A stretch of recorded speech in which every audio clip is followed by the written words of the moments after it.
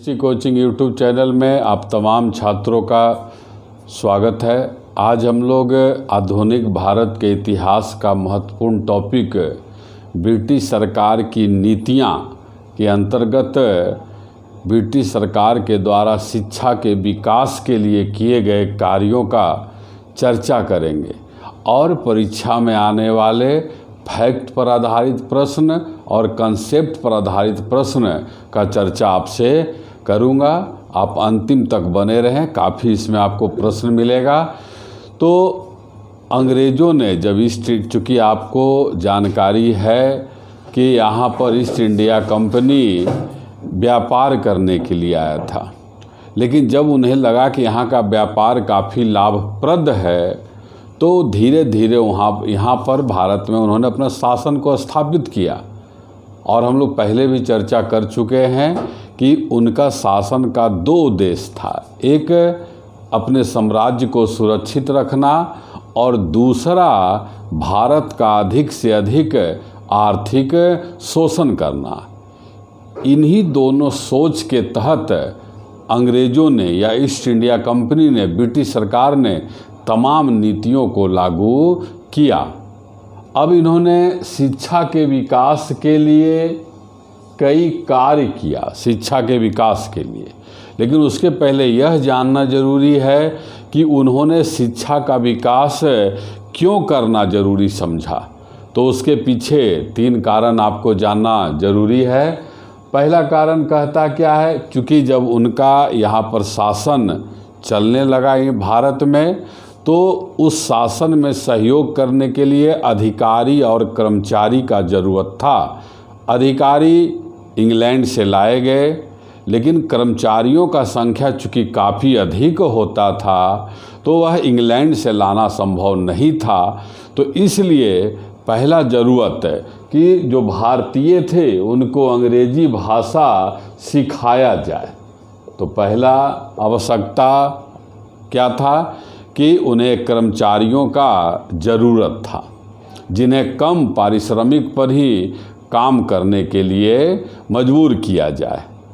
दूसरा, अब जिन भारतीयों को अंग्रेजी के कारण नौकरी लगा तो वे स्वाभाविक है कि ईस्ट इंडिया कंपनी के सहयोगी वर्ग बन जाएंगे और इस तरह से अंग्रेज़ों का एक समर्थक वर्ग तैयार हो गया। तो दूसरा उद्देश्य था समर्थक वर्ग तैयार करना।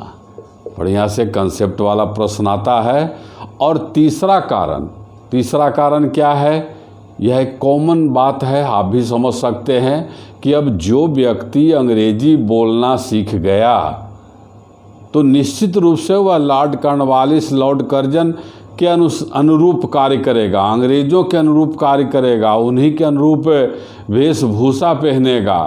तो जो भारतीय पहले धोती कुर्ता पहन रहा था, भारतीय वस्त्र का प्रयोग कर रहा था, अंग्रेजी सीख लेने के बाद यूरोपीय वस्त्र का मांग करने लगा। तो परिणाम क्या हुआ तीसरा, कि यूरोपीय वस्त्रों का मांग बढ़ा, यूरोपीय वस्त्रों का मांग बढ़ा। यही तीन उद्देश्य है भारत में अंग्रेजी शिक्षा का विकास करने के पीछे।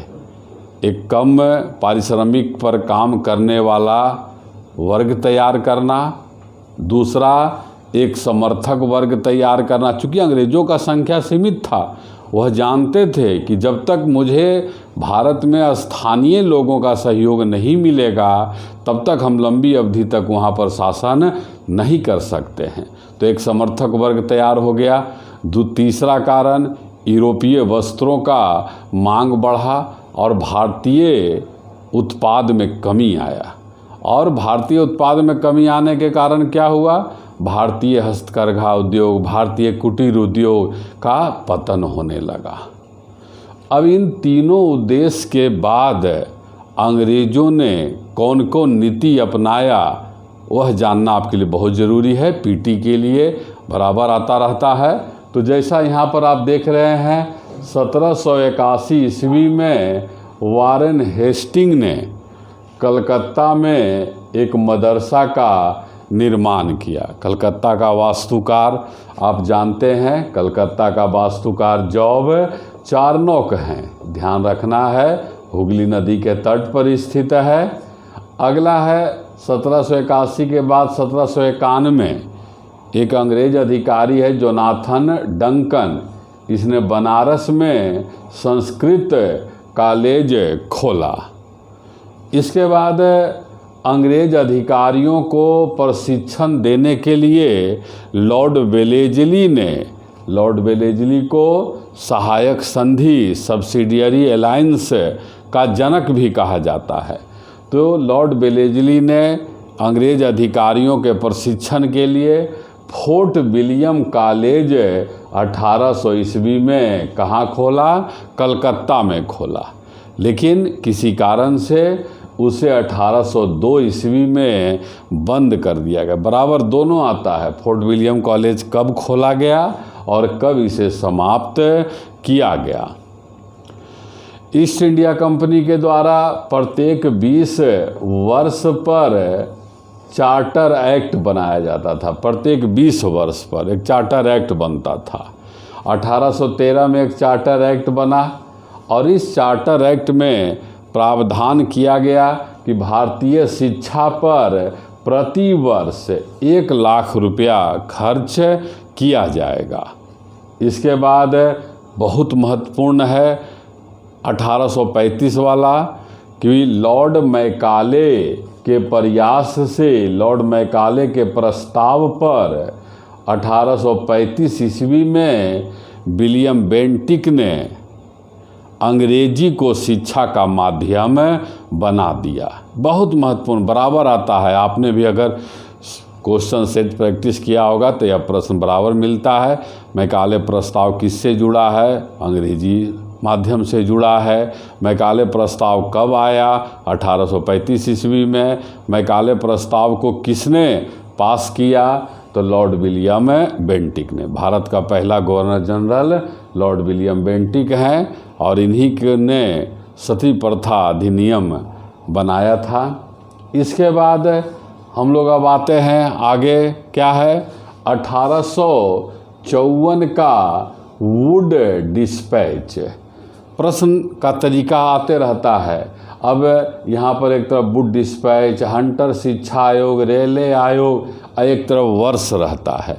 अब देखिएगा निम्न में कौन सुमेलित है, कौन सुमेलित नहीं है, या सुमेलित करने के लिए तो आपको वर्ष भी याद करते रहना है। चूँकि हम लोग वही चर्चा केवल करते हैं जो परीक्षा में आता है, और इसको आप ध्यान रखिए, आपका सफलता निश्चित है। आपका सफलता को कोई नहीं रोक सकता है। तो 1854 का वुड डिस्पैच बहुत महत्वपूर्ण है। सीधा आता है, आधुनिक शिक्षा का या भारतीय शिक्षा का मैग्ना कार्टा किसे कहा जाता है? तो भारतीय शिक्षा का मैग्ना कार्टा इसी 1854 के वुड डिस्पैच को कहा जाता है। मैग्ना कार्टा क्या है, यह भी आता रहता है परीक्षा में प्रश्न।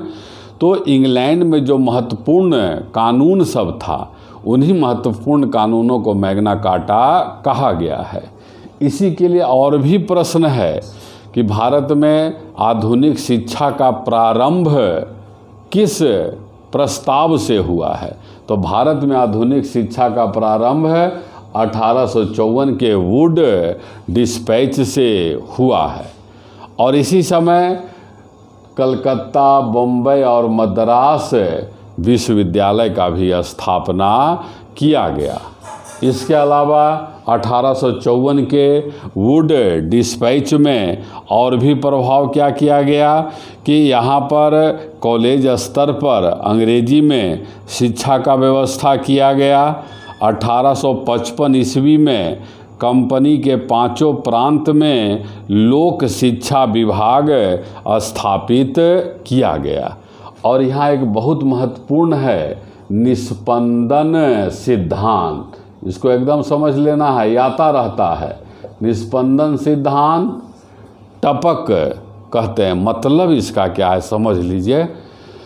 इसके पहले 1854 के वुड डिस्पैच के पहले क्या था? अंग्रेज़ों का सोच कि हम कुछ लोगों को पढ़ा देंगे और यही लोग नीचे अन्य लोगों को पढ़ाते रहेंगे और धीरे धीरे शिक्षा का प्रचार प्रसार हो जाएगा। लेकिन यह हो नहीं पाया। जिनको पढ़ाया गया वह नीचे जो है नहीं पढ़ाए, परिणाम हुआ कि शिक्षा का प्रसार नहीं हो पाया। तो इस सिद्धांत को निस्पंदन सिद्धांत आता है, क्या चीज़ से जुड़ा है? शिक्षा से। निस्पंदन सिद्धांत को किसके द्वारा समाप्त किया गया? तो वुड डिस्पैच के द्वारा, मतलब जो नीचे प्रसार होने का शिक्षा था उसी को निस्पंदन सिद्धांत कहते हैं।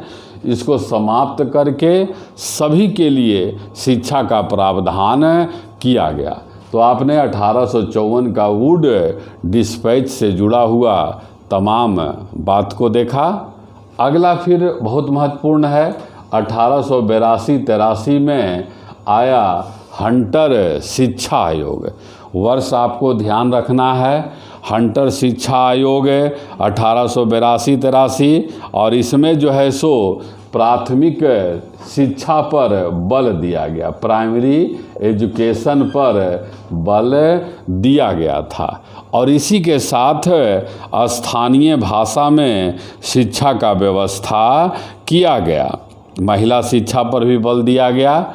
और जिस तरह से 1854 के वुड डिस्पैच के द्वारा कलकत्ता, बम्बई और मद्रास विश्वविद्यालय स्थापित हुआ, उसी तरह से हंटर शिक्षा आयोग के सुझाव पर इलाहाबाद विश्वविद्यालय और पंजाब विश्वविद्यालय का स्थापना किया गया। और यहाँ पर 1882 में पंजाब विश्वविद्यालय और 1887 में इलाहाबाद विश्वविद्यालय का स्थापना किया गया। ध्यान रखिएगा, कलकत्ता, बम्बई और मद्रास विश्वविद्यालय का स्थापना 1857 में किया गया। अगला जो प्रयास ईस्ट इंडिया कंपनी के द्वारा किया गया वह है रेले आयोग। रेले आयोग कब आया? 1902 ईस्वी में रेले आयोग आया। और इसने क्या चीज़ पर सुझाव दिया, यह भी बहुत महत्वपूर्ण है। इसने विश्वविद्यालय से जुड़े हुए प्रशासन पर सुझाव दिया विश्वविद्यालय से।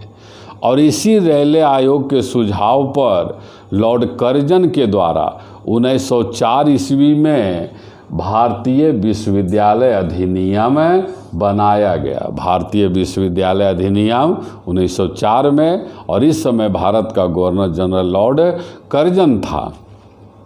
इस अधिनियम के द्वारा क्या हुआ? इस अधिनियम के द्वारा विश्वविद्यालय पर सरकारी नियंत्रण को बढ़ा दिया गया, अधिक से अधिक नियंत्रण बढ़ाया गया।